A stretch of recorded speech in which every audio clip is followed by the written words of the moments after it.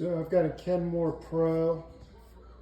I've already disassembled it, but basically I came to it today and there was no lights on, none of the buttons work.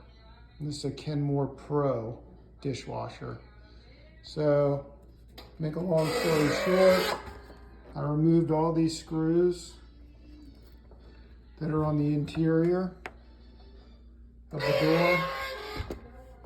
And then I took the front off of it. It just pops right off. It's very easy. Before you do this, make sure all the power's off. There's an electrical, so I just tested that and make sure that the circuit breaker was off. So the next thing I'm going to check is the thermocoupler fuse.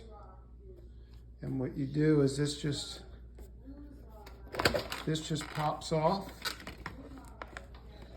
and you have access to the computer board, and this right here is where the thermocoupler fuse hooks.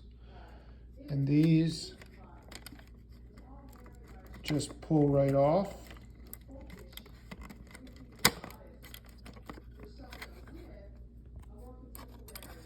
Pull right off. And then what I did was, there's the fuse right there. It looks like a plug. What I did was I used a multimeter to check the resistance. And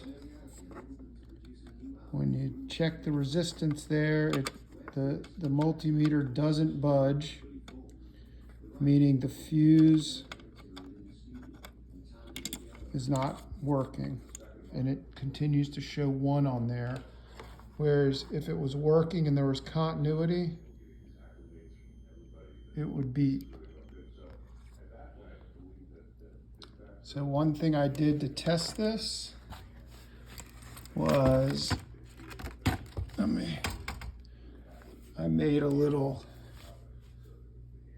jumper with some wire, and then hold on, I'll come back to this.